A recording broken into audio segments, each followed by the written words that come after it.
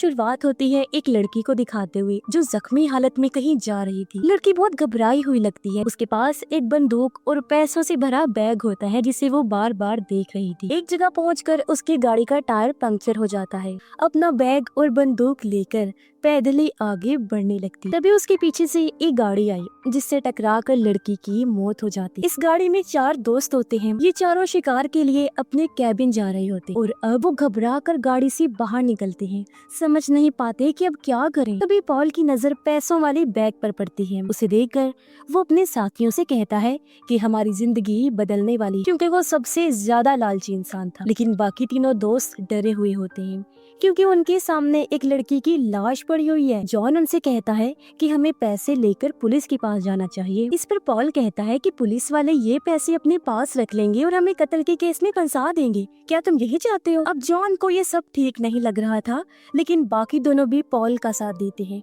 क्योंकि एक तो वो जेल नहीं जाना चाहते थे, दूसरा पैसों से अपनी जिंदगी बदलना चाहते हैं क्योंकि उनके दिल में भी लालच आ गया था। जॉन का दोस्त पॉल से पूछता है कि अब लाश का क्या करें? तो पॉल कहता है कि हम कैबिन पहुंचकर इस लाश को जंगल में कहीं दफना देंगे और फिर पैसे बांटकर इस बात को हमेशा के लिए भूल जाएंगे। जिसके बाद वो लोग लड़की की लाश और बैग को गाड़ी में डाल देते हैं। वो लोग निकलने ही वाले थे कि तभी वहाँ पुलिस की एक गाड़ी आकर रुकती है जो दरअसल उसी लड़की को ढूंढ रही होती है। उसे देखकर पॉल सबको शांत रहने को कहता है ताकि पुलिस वाले को शक न हो। ऑफिसर सबसे पहले उस लड़की की गाड़ी को देखता है, जिसके बाद वो इन चारों से पूछताछ करने लगता है। पॉल कहता है कि हमने वहाँ कोई लड़की नहीं देखी, हमारी गाड़ी बीच रास्ते में अचानक रुक गई थी, इसलिए हम लोग उसे ठीक करने के लिए रुके थे। ऑफिसर कहता है कि आपकी ये गाड़ी तो बिल्कुल नई लग रही है, तो फिर आखिर इसमें खराबी कैसे आ गई? पॉल जवाब देता है कि वो हमें नहीं पता, बस ये अचानक यहाँ आकर बंद हो गई। ऑफिसर कहता है कि अच्छा ठीक है, लेकिन एक नजर मुझे इसे देख लेने दो। अब पॉल को डर था कि कहीं ऑफिसर अंदर पड़ी लाश ना देख ले, इसलिए वो लड़की की बंदूक उठाकर पुलिस वाले पर तान देता। ये देखकर बाकी दोस्त बहुत डर जाते हैं।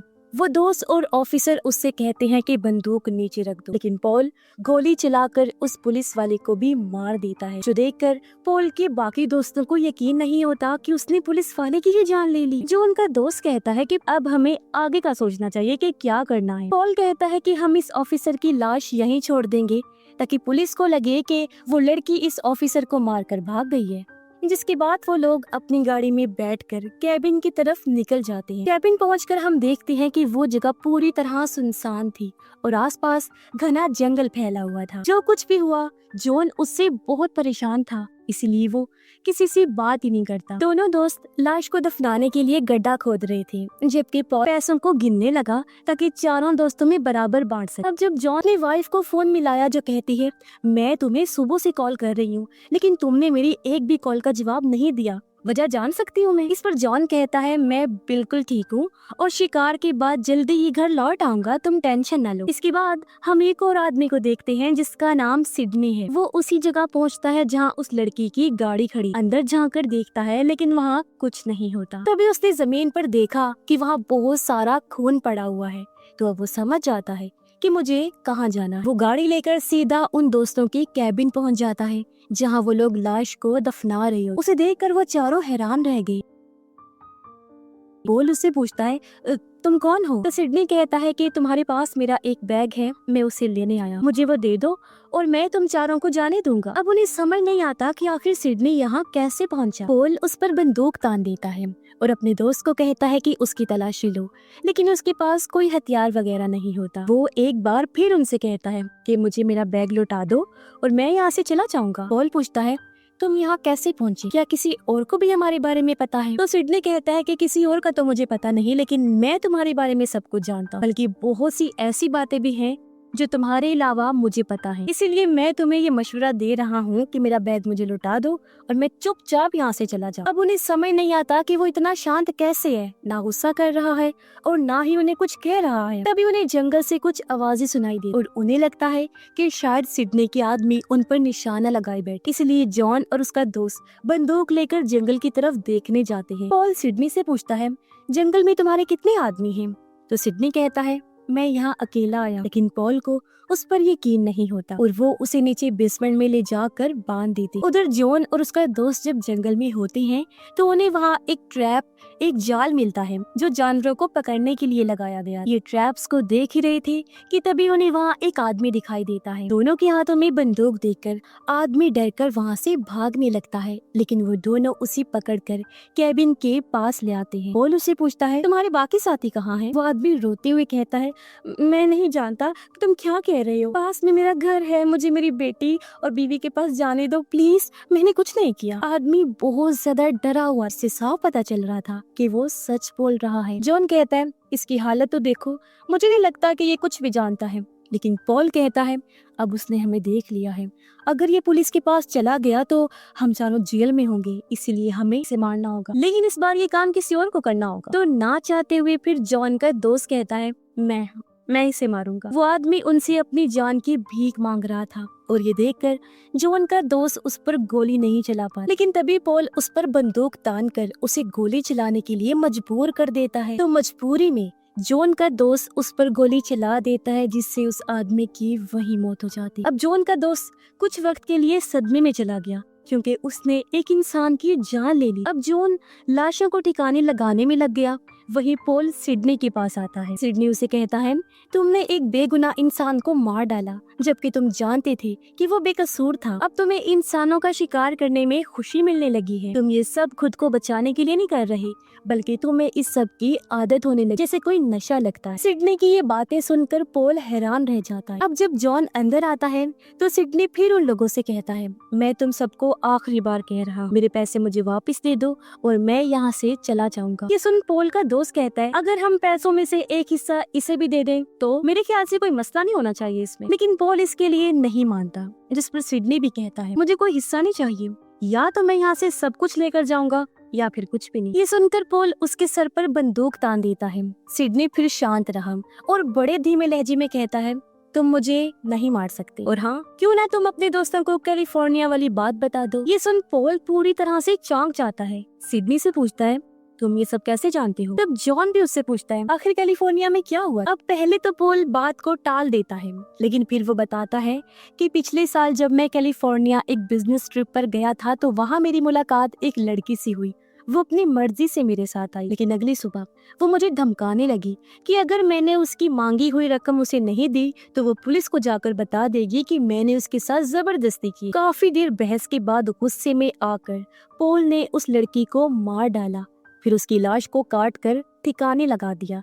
यानी पॉल पहले भी एक कत्ल कर चुका था। ये सुनकर उसके दोस्तों को यकीन नहीं होता कि ये ऐसे भी कर सकता है। तो पॉल उनसे कहता है, मैं डर गया और मैंने वो सब कुछ अपनी जान बचाने के लिए ही किया। अब इस बीच हम जॉन के दोस्त को देखते हैं जो बहुत गुस्से में था। वो बेसमेंट में आकर पॉल पर बंदूक तान देता है और कहने लगा कि तुम्हारी वजह से मैंने एक आदमी को मार डाला और मुझे इस बात का पछतावा हो रहा है। तो पॉल उसे याद दिलाता है कि उसे मारने के लिए तुम खुद ही आगे आए, जो सुनकर जॉन का दोस्त काफी दंग रह गया और इस मौके का फायदा उठाकर पॉल उससे बंदूक छीन लेता है और उसी पर तान कर उसे मारता पीटता है। पॉल का दोस्त और जॉन उसे रोकने की कोशिश करते हैं, लेकिन जब वो नहीं रुकता तो पॉल का दोस्त उसके सर पर बंदूक मार कर उसे बेहोश कर देता है। पॉल को जब होश आया तो वो खुद को सिडनी के साथ बेसमेंट में पाता है। उधर ऊपर पॉल का दोस्त और जॉन पैसों को लेकर बात कर रही होती है। जॉन कहता है, हम इन पैसों को जंगल में कहीं छुपा देंगे जब तक कोई हल नहीं निकलता, क्योंकि जब से ये बैग हमारी जिंदगी में आया है हम अपनी इंसानियत खो चुके हैं। बेसमेंट में सिडनी पॉल को भड़काता है कि तुम्हारा दोस्त पैसे लेकर चला गया है, लगता है वो तुम्हें अपने प्लान में शामिल नहीं करेगा। तब पॉल गुस्से में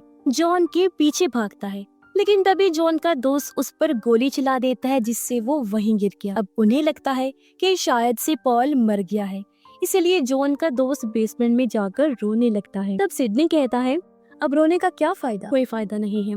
तुम उस आदमी को मारना नहीं चाहते थे, फिर भी तुमने उसे मार दिया और अब तुमने अपने दोस्त पर ही गोली चला दी। क्या तुम्हें लगता है कि रोने से ये तुम्हारा जुर्म खत्म हो जाएगा? दूसरी तरफ हम जॉन को देखते हैं। उसे जंगल में एक खोखला पेड़ नजर आया और वो उस बैग को उसके अंदर छुपा देता है। कुछ देर बाद जब पॉल की आंख खुली तो वो जल्दी से एक पेड़ के पीछे छुप जाता है।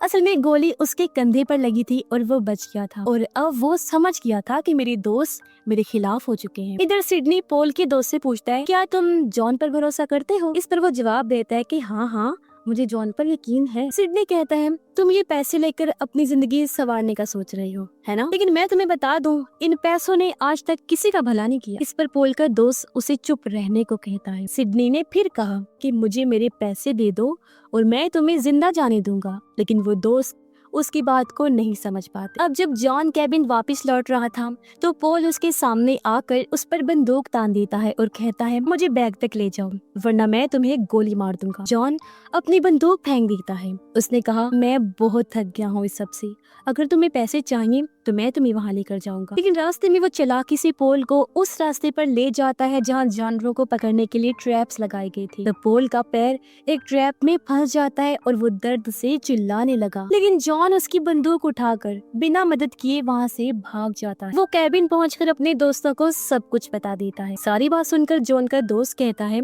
पोल हमारा दोस्त है, आखिर हम उसे ऐसे मरने के लिए नहीं छोड़ सकते। तब सिडनी कहता है तुम लोगों के पास अब भी मौका है, मुझे मेरे पैसे दे दो। जब पोल का दोस्त फिर से सिडनी को धमकाने लगा तो सिडनी कहता है मैं तुम्हारे बारे में सब कुछ जानता, कैसे तुम अपने दोस्तों को धोखा दे रही हो। इससे पहले कि सिडनी और कुछ कह पाता पोल का दोस्त उसके सर में गोली मार देता है और तभी वहाँ एक अजीब सी आवाज गूंजने लगी जिसे सुनकर वो सब दर्द से चीखने लगते हैं क्योंकि आवाज उनके कानों को बहुत तकलीफ दे रही। कुछ देर बाद वो उस जगह पहुंचते हैं जहां जॉन ने पैसे छुपाए। रास्ते में पॉल ने उन्हें देख लिया होता है और वो भी चुपचाप उनका पीछा करता है। रास्ते में पॉल को जॉन की बंदूक मिल गई जिसे वो अपने पास रख लेता है। आगे बढ़ते हुए जॉन पॉल के दोस्त से पूछता है क्या तुम मुझसे कुछ छुपा रहे हो? पॉल का दोस्त कहता है कि हाँ, और मुझे माफ कर देना, मेरा और तुम्हारी बीवी का ताल्लुक है।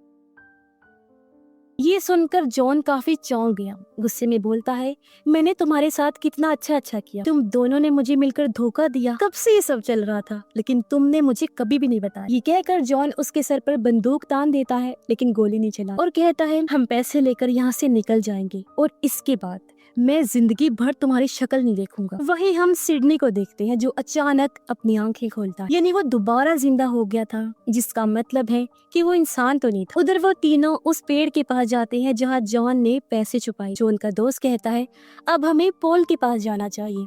तब इस पर पोल के दोस्त ने कहा पोल को भूल जाओ, वो अब तक शायद मर चुका होगा। इतना कहते ही पोल उसे गोली मार देता है और वहीं उसकी मौत हो जाती है क्योंकि वो चुपचाप उन पर नजर रखे हुए था। ये देखकर जॉन और उसका दोस्त पेड़ के पीछे जाकर छुप जाते हैं। तब जॉन का दोस्त पोल से कहता है तुम हमारे दोस्त हो, हम तुम्हें लेने ही आ रही थी, मैं अपनी बंदूक फेंक कर बाहर आ रहा हूँ, तुम भी अपनी बंदूक फेंक दो। इस पर पोल कहता है पहले तुम बाहर आओ। हालांकि जॉन उसे ऐसा करने से मना करता है लेकिन जॉन का दोस्त पोल पर भरोसा करके बाहर आ जाता है। उसके हाथ में बैग भी था लेकिन तभी जॉन का दोस्त पोल के पीछे से सिडनी को देख लेता है और उसे देखकर वो दंग रह गया। उसके हाथ से बैग गिर जाता है। वो सोचता है कि ये जिंदा कैसे है। पोल कुछ समझ नहीं पाता और इसी उलझन में वो जॉन के दोस्त को गोली मार देता है, यानी कि अब सिर्फ पोल और जॉन ही जिंदा बचे थे। इसी बीच सिडनी जॉन के दोस्त को घसीटकर एक पेड़ के पास ले आता है। फिर वो एक इंजेक्शन से उसका खून निकालने लगता है ताकि खुद को फीड कर सके, खुद को दे सके। और यहाँ से हमें पता चलता है कि असल में सिडनी एक वैम्पायर है। जॉन का दोस्त अपनी आखिरी सांस से गिन रहा था कि तभी सिडनी उसे कहता है तुम इंसान कुत्तों की तरह हो, जैसे कुत्तों को मांस का टुकड़ा दे दो वो अपने ही साथियों से लड़ने लगते हैं, यहाँ फर्क सिर्फ पैसों का है, वरना लालच में इंसान और जानवर दोनों बराबर। जानवर खाने के पीछे भागता है तो इंसान पैसों के पीछे। ऐसे ही मैंने तुम्हारे बीच पैसे फेंके और तुम लोगों ने अपनी दोस्ती भुला दी। जी हाँ, सिडनी ने उन सबको आजमाने के लिए ये सब किया था और वो कई सालों से ऐसा करता आ रहा। उधर जैसे जॉन अपना सर बाहर निकालता है पोल उस पर गोली चला देता है। उसे लगता है कि शायद जॉन मर गया लेकिन जॉन अभी भी जिंदा था। इसीलिए जैसे पोल पैसों का बैग लेने आता है जॉन उस पर गोली चला देता है और उसे जॉन से मार डालता है। लेकिन जॉन भी अब मरने वाला था क्योंकि वो बुरी तरह जख्मी था। तभी सिडनी उसके पास आता है और उसे अपना खून पिलाता है। वो कहता है ये तुम्हारे लिए एक तोहफा है मेरी तरफ से, इससे तुम इमोर्टल यानी कि अमर हो जाओगे और कभी भी नहीं मरोगे। तुम इंसान बहुत लालची होते हो जो अपने फायदे के लिए कुछ भी कर सकते हो और अब मैं तुम्हें एक नई जिंदगी दे रहा हूँ। ये कहकर वो पैसों से भरा हुआ बैग और बंदूक लेकर वहाँ से चला जाता है। सुबह वो उस बैग को उस लड़की की गाड़ी में रख देता है। थोड़ी देर बाद हम उस लड़की को गाड़ी की तरफ आते हुए देखते हैं, यानी वो जिंदा थी, उस दिन मरी नहीं थी, जिससे हम समझ जाते हैं कि वो भी इमोर्टल ही। वो लड़की बैग लेकर फिर से अपना काम शुरू कर देती है, जो वो सिडनी के साथ मिलकर इतने सालों से करती आ रही, यानी इंसानों को आजमाना और उनका शिकार करके अपने पीने के लिए खून जमा करना। अब हम एक जगह पर दो और लोगों को देखते हैं जो पैसों से भरा बैग देखकर हैरान हो जाते हैं और उनके मन में भी लालच जाग उठता है। इससे हम समझ जाते हैं कि अब वही लोग सिडनी के अगले शिकार बनने वाले। फिर हम जॉन को भी देखते हैं जो जिंदा था। जाहिर है वो भी सिडनी का खून पीने से वेम्पायर बन चुका था और इमोर्टल हो गया था और सिडनी के साथ उसके इस मिशन में शामिल हो गया था। इस फिल्म की कहानी यहीं पर खत्म हो जाती है।